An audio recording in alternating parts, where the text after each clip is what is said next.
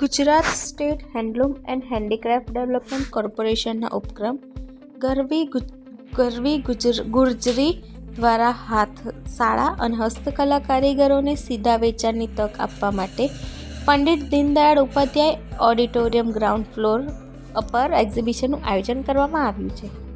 10 થી 18 જૂન 2022 દરમિયાન ચાલનારા આ એક્ઝિબિશનની ગુજરાત સરકારના રાજ્યપાલ શ્રી આચાર્ય દેવવ્રતજીએ મુલાકાત લીધી હતી.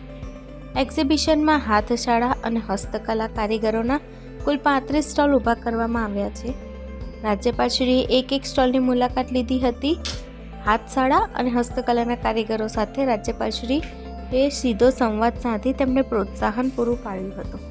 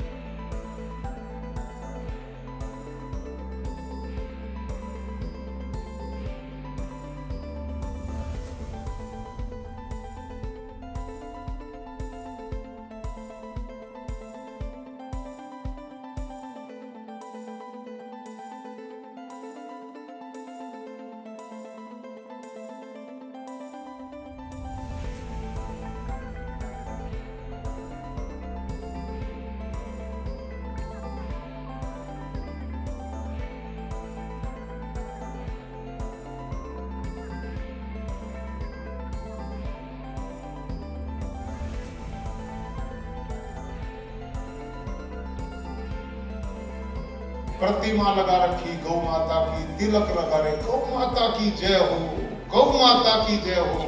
ना दूध पीते गौ का, ना गौ पालते गौ माता की हो जाएगी जय. ढोंग है कि नहीं? पाखंडी है कि नहीं? तो पाखंड से दुनिया चलेगी?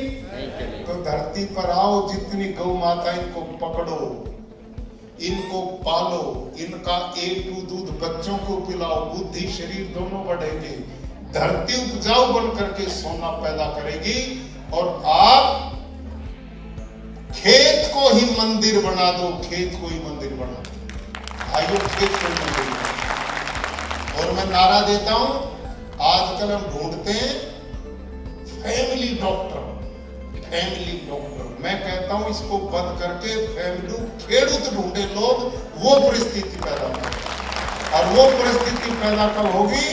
जब आप जहरीली खेती छोड़ करके प्राकृतिक खेती पे आओ. ये विषय बहुत लंबा है, मेरी पुस्तक में पढ़ना.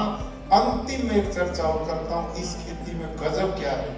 ये तो है इसके 2 तरह के खाद, जीवामृत, घनजीवामृत. एक सूखा खाद, एक तरल खाद. पुस्तक में इसमें सबसे महत्व की चीज है आच्छादन. या आच्छादन मल्चिंग, धरती को ढक करके रखना. और आप स्वच्छता अभियान ना तो गलियों में है, ना शहरों में दिखता, लेकिन आपके खेतों में गजब का स्वच्छता अभियान. इतनी सफाई रखते हैं, कहीं तिनका नहीं दिखता. ये बड़ा पाप कर रहे हो, अपराध है. नंबर 1, कभी भूल करके भी खेत में अवशेष को जलाना नहीं. यदि जलाओगे तो धरती माँ को जलाने जैसा पाप लगता, जैसे हमारे को कोई जलाए तो पाप लगता. ये कभी मत जलाना, ये महापाप है. क्यों? उससे सूक्ष्म जीवाणु मित्र जीव मर जाते हैं. एक, अब आपसे मैं पूछता हूं, कुंभकार होता ना, कुम्हार घड़ा बनाता है, मिट्टी का बना ना घड़ा. आप उस मिट्टी के घड़े को फोड़ो और उसको बारीक करके उसके अंदर कोई बीज बो दो, पैदा होगा क्या? क्यों साहब? मिट्टी तो है, क्यों नहीं पैदा होता? वो जल गई, इसलिए पैदा नहीं होता. आप यदि खेत में आग लगाते तो यही तो काम करते हो. वो उपजाऊ बनेगी या बंजर बनेगी? मेरे भाइयों, ये सोचो, ये कतई आग नहीं लगाना. नंबर 2, जब आप कोई भी पौधा बोते हो खेत में, जब वो उग जाए, पैदा हो जाए, उसके बाद धरती को ढक दो। किससे? धरती के जो अवशेष है, जो निंदा मन, उसको काट के वहीं ढक दो उसको। क्यों? साइंटिस्ट लोग हर कोई इस बात को मानता, रिसर्च हुई है कि जब धरती का तापमान 35 डिग्री होता है तो धरती का ऑर्गेनिक कार्बन उड़ना शुरू हो जाता है। यानी कि धरती की फर्टिलिटी, उपजाऊ क्षमता आकाश में उठती है और वो वहां ग्लोबल वार्मिंग को जन्म देती है, वो प्रदूषण को बढ़ाती है। और धरती में वो रहती है तो धरती की उपजाऊ क्षमता को बढ़ाती है। समझ में आई बात? इसलिए धरती को ढक करके रखना एक बात। नंबर 2, ये जो हलसिया ना, ये दिन में काम नहीं करता, ये रात को काम करता है। देखा आपने कभी? ये दिन में नहीं काम करता। जब खेत में जाओगे ना, सवेरे मिट्टी मिलेगी खेत में निकली, दिन में नहीं मिलेगी, और रात की। क्यों? उसको पता है कि तू दिन में बाहर आएगा तो पक्षी उड़ा ले जाएगा, तेरे मार देगा। तो ये अंधेरे में काम करता हलसिया। जब आप धरती को ढक देंगे तो पक्षी को हलसिया नहीं दिखाई देगा, हलसिया को पक्षी नहीं दिखाई देगा, अंधेरा होगा ना। तो ये अंधेरा मान करके हलसिया जो केवल रात में काम करता है, धरती ढकने के बाद ये डबल शिफ्ट में काम करेगा। नहीं समझ में आई? फिर ये डबल शिफ्ट में काम करेगा, डबल, रात में भी काम करेगा और दिन में भी काम करेगा। और ये जितना ज्यादा काम करेगा उतना धरती की फर्टिलिटी को बढ़ाएगा, उपजाऊ क्षमता को बढ़ाएगा। ये काम दूसरा इसे होता है। नंबर 3, ढकने से। तीसरा, जो निंदामण पैदा होता ना खेत में, जिसके लिए लेबर लगाते हो सारा दिन खुरचने के लिए, जब धरती को ढक करके रखोगे तो सूर्य की धूप धरती पर नहीं पड़ेगी, तो निंदामण का जो बीज पैदा होगा, पहले तो पैदा जमेगा नहीं, जमेगा तो पीला पड़ के वहीं सूख जाएगा। आपको लेबर लगा करके मेहनत करने की जरूरत नहीं होगी। 3 काम इससे हो। नंबर 4, ये जो ये आच्छादन है, आकाश में, हवा में नमी है, पानी है हवा में। ये जो निंदामण आप बिछाओगे इसके ऊपर, ये आकाश से नमी को खींचता और धरती को नमी से युक्त रखता। समझ में आई? अब समझो ध्यान से। पौधे को पानी नहीं चाहिए, बोलो मेरे पीछे। पौधे को पानी नहीं चाहिए, पौधे को नमी चाहिए, नमी। समझ में आई बात? पौधे को नमी की जरूरत है, पानी की जरूरत नहीं है। और जब मल्चिंग करोगे, धरती को ढक के रखोगे, आच्छादन करोगे, तो आकाश से ये निंदामण पानी को खींचता और नीचे धरती की नमी देने का काम करता है। कैसे करता है? इसका उदाहरण सुनो ध्यान से, आपकी समझ में आएगा। आजकल लूएं चल रही है आपके खेत में, गर्मी है, पानी कहीं है नहीं। आप अपने किसी सूखे खेत में इतना आच्छादन इकट्ठा करके, गांठ बना के उसकी खेत में डाल दो, इतना इकट्ठा करके खेत में डाल दो। तीसरे दिन आप उसको उलट के देखो, उसके नीचे नमी मिलेगी क्या नहीं? बोलो खेत भाइयों। मिलेगी। मिलेगी? बाकी खेत में नहीं है ना? नहीं है। उसके नीचे नमी कहां से आई? ये जो अवशेष थे, इन्होंने हवा से नमी लेके जमीन को दी।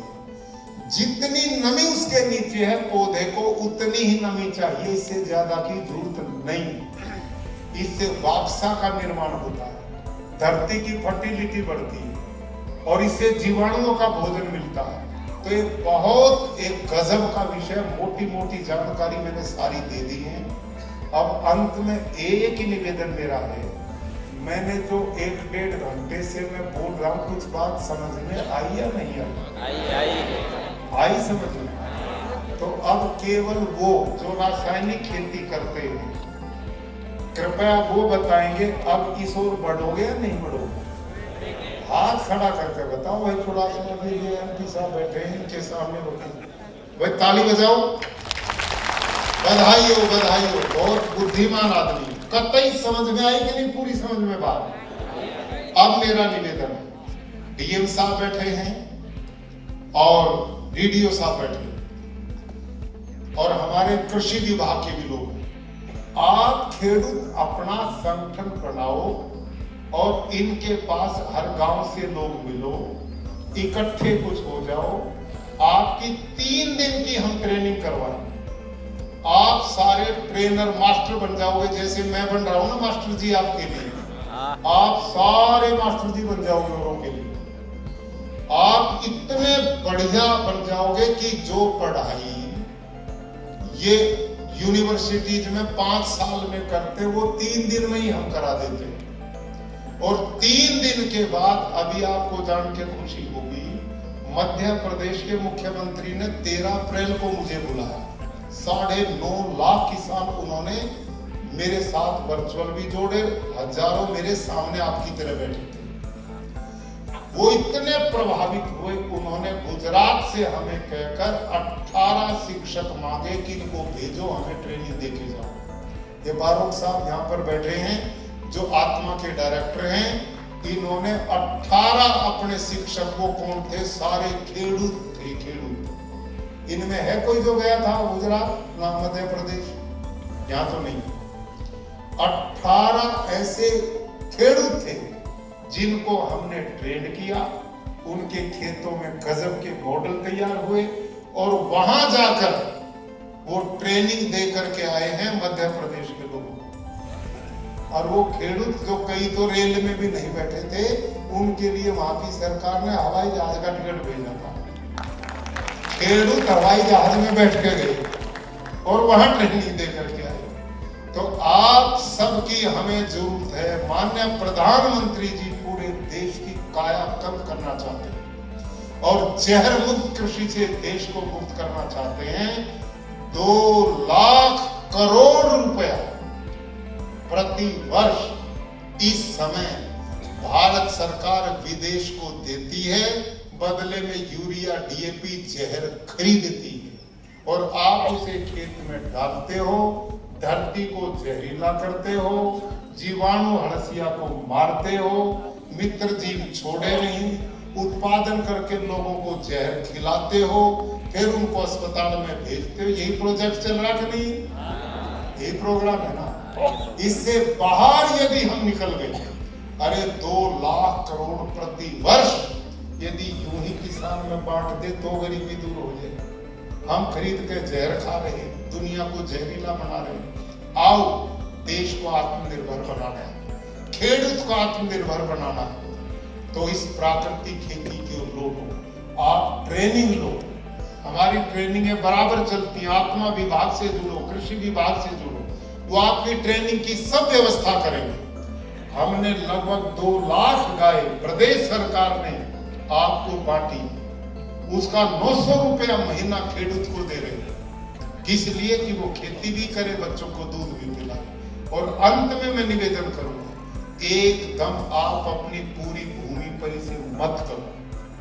आप केवल उतनी करो जो आपके घर की जरूरत है और उसको ईमानदारी से करो, पूरी ईमानदारी से।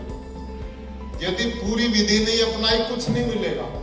इसमें एक ही समय में अनेक फसल बोते हैं, एक समय अनेक तरह के। ये करना पड़ेगा, धरती को ढकना पड़ेगा, जीवामृत डालना पड़ेगा। कोई बीमारी आती तो नीमास्त्र, सूठास्त्र, अग्निस्त्र घर में बनाने की विधि हमने पुस्तक में ट्रेनिंग में दी है। कोई दिक्कत आपको नहीं आएगी। 1 साल पहले साल थोड़ी दिक्कत आएगी करने में।